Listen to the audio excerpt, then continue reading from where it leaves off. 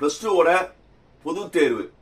எல்லாருமே பொது தேர்வை அவ்வளோ சீரியஸா எடுத்திருக்கிற மாதிரி எனக்கு தெரியல. நம்ம நிறைய ஸ்கூல்ஸ்க்கு மோட்டிவேஷன், அந்த எக்ஸாமினேஷன் பயம் இல்லாம எப்படி எழுதுன்னு சொல்லி நிறைய ப்ரோக்ராம் பண்ணும்போது அதிகமான மாணவ மாணவிகளோட இது என்னவா இருக்குன்னா, ஜெஇ எக்ஸாமினேஷன்ஸ் அண்டு நீட், இந்த ரெண்டுக்கு தான் அதிகமான இம்பார்ட்டன்ஸ் மாணவ மாணவிகள் கொடுக்கறாங்க.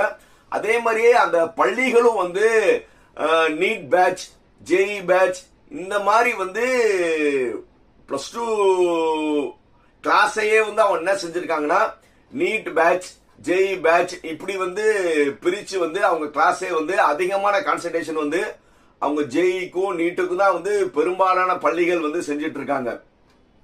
இதுல மாணவ மாணவிகள் மற்றும் பெற்றோர்கள் ஒரு உண்மையை தெரிஞ்சுக்கணும். இப்ப ஜெஇ எக்ஸாமினேஷன் அதிகபட்சமான சீட்டுகள் பாத்தீங்கன்னா ஒரு 60,000 சீட்டு கூட கிடையாது. ஆல்மோஸ்ட் 60,000 சீட்ஸ் மட்டும் தான் இருக்கு. அது ஆல் ஓவர் இந்தியா காம்படிஷன்ஸ். அதே மாதிரி இப்போ நம்ம நீட்டின்னு பார்த்தோம்னா நம்ம தமிழ்நாட்டு லெவல்ல பாத்தீங்கன்னா ஒரு 5,000 சீட்டுக்குள்ளதான் இருக்கு எம்பிபிஎஸ் டாக்டர்ஸோட இது.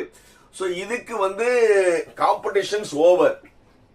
அது போக மத்த கல்லூரிகள்ல சேரணும், ஒரு நார்மல் தமிழ்நாடு இன்ஜினியரிங் அட்மிஷன் சேரணும், அதே மாதிரி ஒரு ஆர்ட்ஸ் காலேஜ் சேரணும். இது எல்லாத்துக்கும் உங்களுக்கு எது கொடுக்கணும்னா, நீங்க எழுத போற +2 பொது தேர்வுக்கான மார்க்குகள் அடிப்படையில தான் இருக்கும்.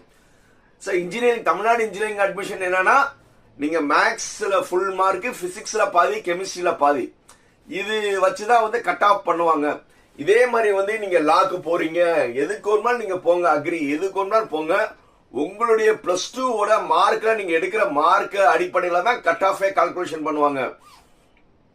இது போக இன்னொரு உண்மையை தெரிஞ்சுக்கோங்க. இப்ப எல்லாருமே கோச்சிங் ஜெஇக்கு ப்ரிப்பேர் பண்ணிருக்கீங்களா, அந்த ஜெஇக்கும் பேசிக் நீங்க 75% எடுத்துருக்கணும் டோட்டல்ல. நல்லா தெரிஞ்சுக்கணும். நீங்க டோட்டலும் என்னது 75% எடுத்து குமுலேட்டிவ் நீங்க 75% இருந்தா மட்டும்தான் ஜெஇக்கே எலிஜிபிள். ஆனா அது மறந்துட்டு எல்லாருமே என்னன்னா ஒரு என்ட்ரன்ஸ். அதே மாதிரி இன்னொரு ஒரு பெரிய வித்தியாசங்கள் உங்களுக்கு என்ன இருக்குன்னா, என்ட்ரன்ஸ் எக்ஸாமினேஷன் உங்களுக்கு எல்லாமே ஒன் வேர்ட் மாதிரி தான், எய்தர் ஆல் சாய்ஸ் மாதிரி தானே, ஏபிசிடி இருக்கும். அதுல நீங்க சாய்ஸ் சூஸ் பண்ற மாதிரி தான் இருக்கும். சோ அதுக்கான இதுதான் இத்தனை நாள் அதிகமா மாணவ மாணவிகள் சப்போஸ் ஒரு 75 கொஸ்டின்ஸ் இருக்குன்னா, ஒரு அவங்க என்ன மைண்ட் செட் இருப்பாங்கன்னு நான் ஒர்க் அவுட் பண்ணி ஒரு 50 கொஸ்டின் அப்படி தெரியலையா, இங்கி பிங்கி பாங்கின்னு போட்டுட்டு கூட நீங்க என்ன செய்யலாம், ஏபிசிடி வச்சு நீங்க என்ட்ரன்ஸ் எக்ஸாமினேஷன்ல எழுதலாம்.